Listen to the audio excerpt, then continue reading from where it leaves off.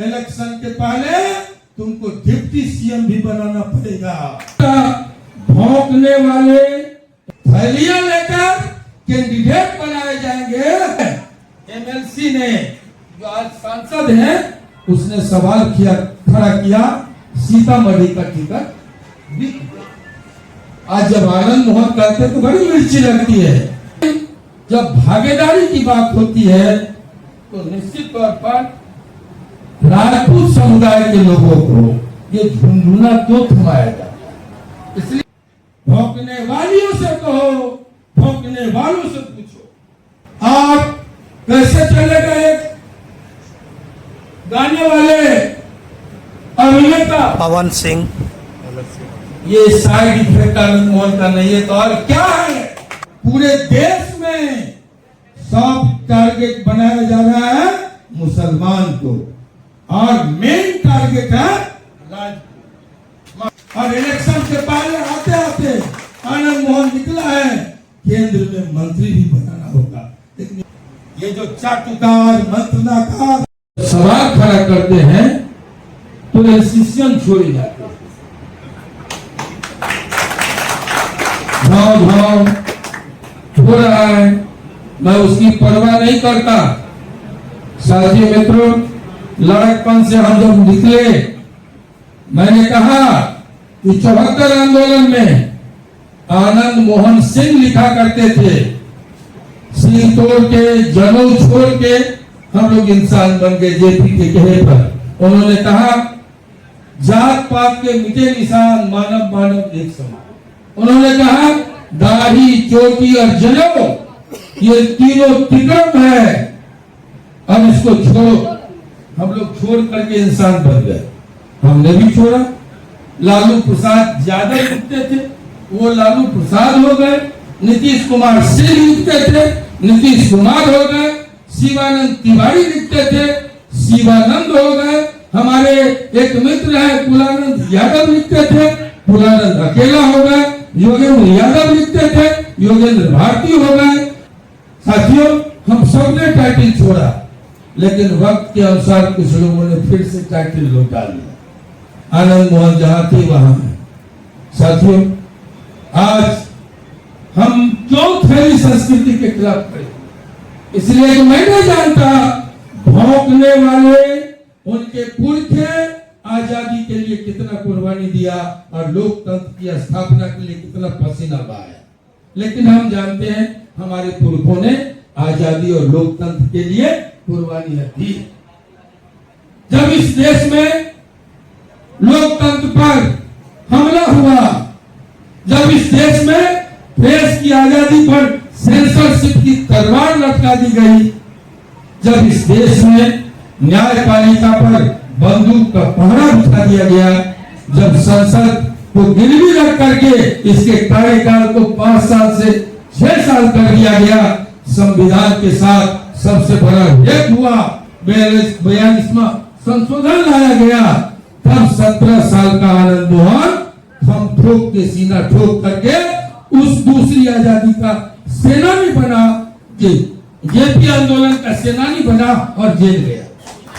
ये हमारा इतिहास है, ये भौंकने वालों का इतिहास नहीं। इसलिए साथियों मित्रों, मैं नहीं जानता, लेकिन मैं इतना जानता हूं, जयप्रकाश नारायण हमारे गुरुजी ने, उनसे हमने ककाड़ा राजनीति का खली पकड़ा और राजनीति का ककाड़ा सीखा। हमारे दूसरे गुरुजी प्राथमिक विद्यालय कहिए परमेश्वर कुमार सोशलिस्ट संत और यूनिवर्सिटी का गुरुजी माननीय पूर्व प्रधानमंत्री चंद्रशेखर जी।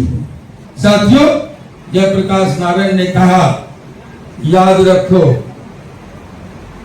जिस किसी भी देश में तानाशाही आई है, सबसे पहले पार्टियों के अंदर का डेमोक्रेसी समाप्त कर दिया जाता है, इंटरनल डेमोक्रेसी पर हमला किया जाता है। आज जिस पार्टी को बिहार पीपुल्स पार्टी का विलय करवा के हमारी पार्टी को ज्यादा प्रतिशत मत थे, समता पार्टी को हमसे कम मत था। लोग जिंदा हैं, सलामत हैं, मुजफ्फरपुर गवाह है, जहां जौहर साहब आए थे, जहां नीतीश कुमार जी आए थे, शिवानंद तिवारी जी जिंदा है। वशिष्ठ नारायण सिंह जी आए थे या नहीं, लेकिन जिंदा है, गवाह है। और लोग आए थे, वीर सिंह पटेल अभी जिंदा है, यहीं के रहने वाले हैं।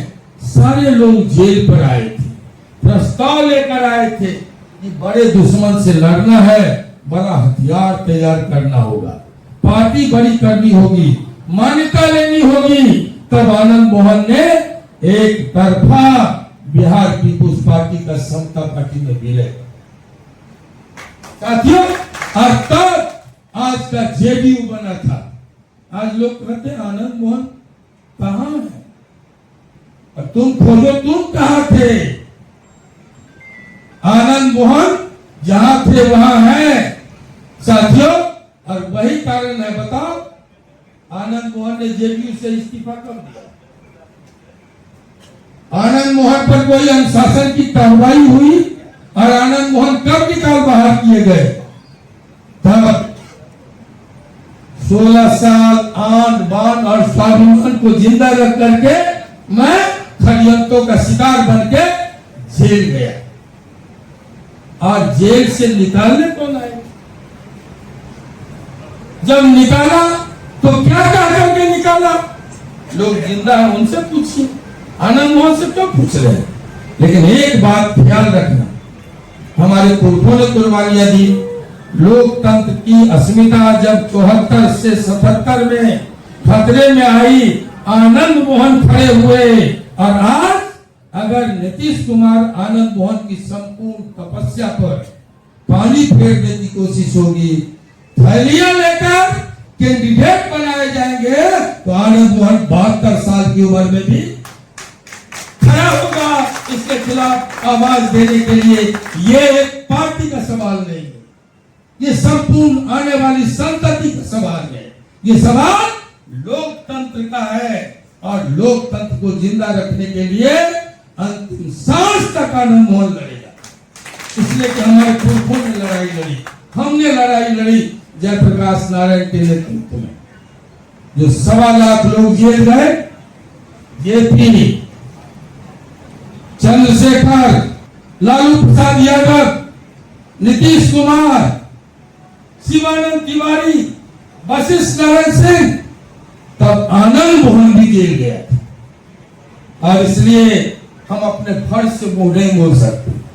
आज अगर ये सच नहीं है तो कहा अवध बाबू ने कि सन 2019 में एक व्यक्ति को, जो डॉक्टर था, और दूसरे एक माननीय एमएलसी ने, जो आज सांसद हैं, उसने सवाल खड़ा किया सीतामढ़ी का टिकट बिक गया।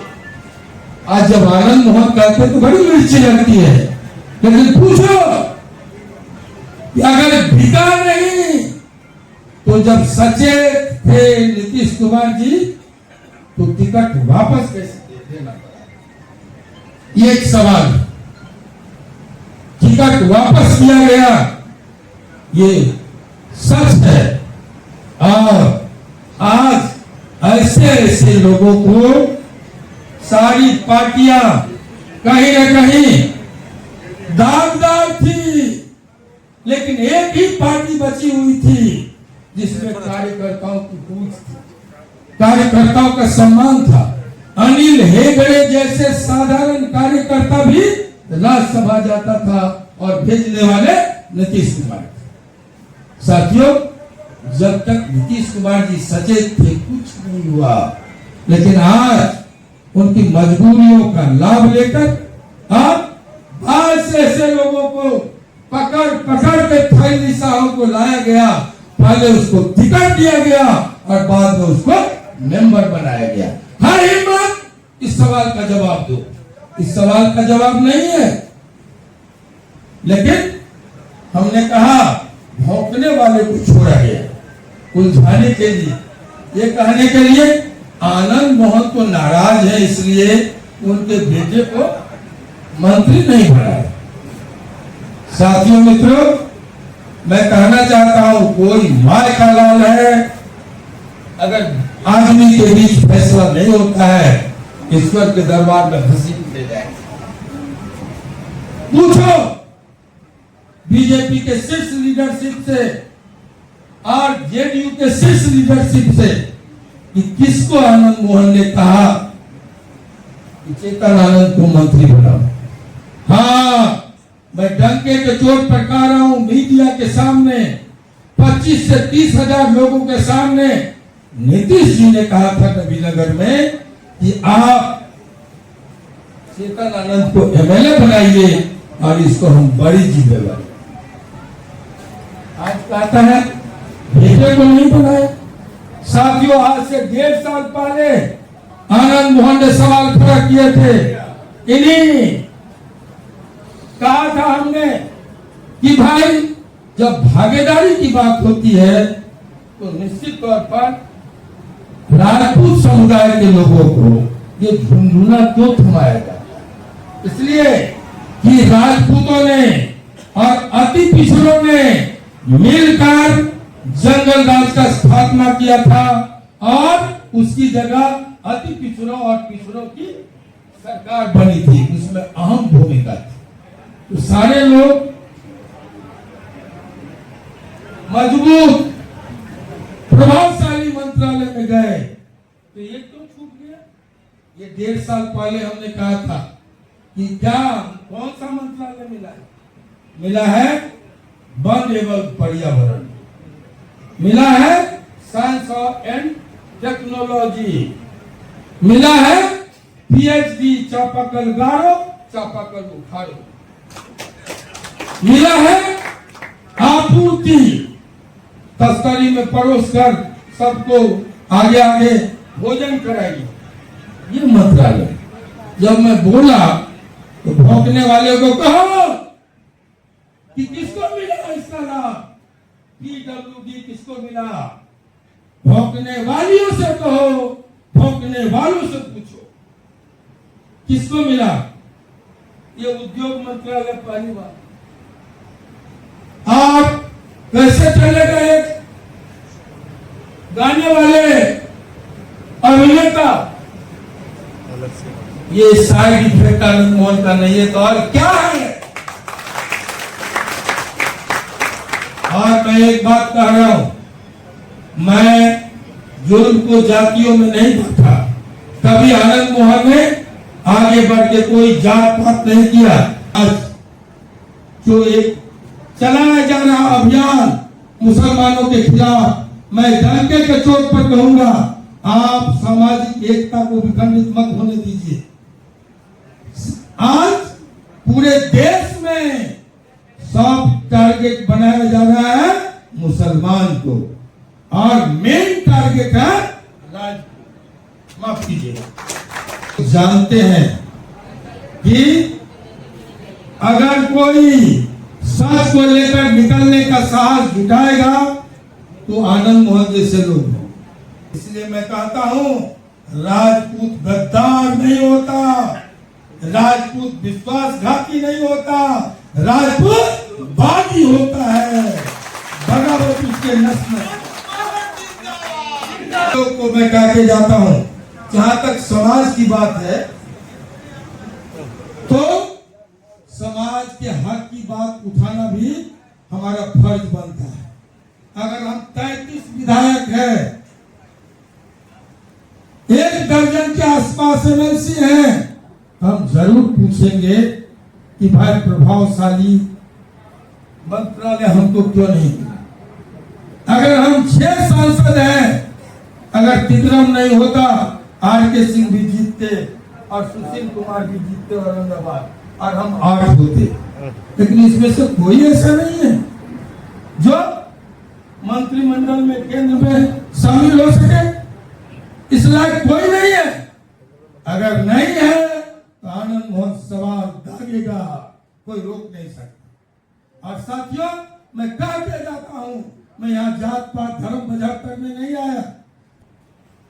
अगर राजनीतिक हिस्सेदारी की बात होगी, अगर राजनीतिक भागीदारी की बात होगी, तो निश्चित तौर पर मैं कह के जाता हूं, लिख लो, इलेक्शन के पहले तुमको डिप्टी सीएम भी बनाना पड़ेगा। और इलेक्शन के पहले आते आते आनंद मोहन निकला है, केंद्र में मंत्री भी बनाना होगा। लेकिन इसका फायदा आनंद मोहन को नहीं। जैसे अभी एक एमएलसी बन गए, आनंद मोहन को इसका फायदा नहीं लेना है। जनता दल टूटा, नीतीश कुमार और जॉर्ज के नेतृत्व में G14 अलग हुए और अपनी पार्टी का विलय करवा के इस प्रदेश में गरीबों का राज स्थापित किया। तुम क्रेडिट दो या नहीं दो, सच यही है। आनंद मोहन डर के चोट पर खाने निकला। ये जो चाटुकार मंत्रनाकार ऐसे लोग हैं, ये एनडीए का भला नहीं चाहते। इनकी हर पहल कदमी से एनडीए आज कमजोर हुआ है। और स्थिति ये है कि अगर आज चुनाव हो जाए, चारों खाने चित्त हो जाएंगे।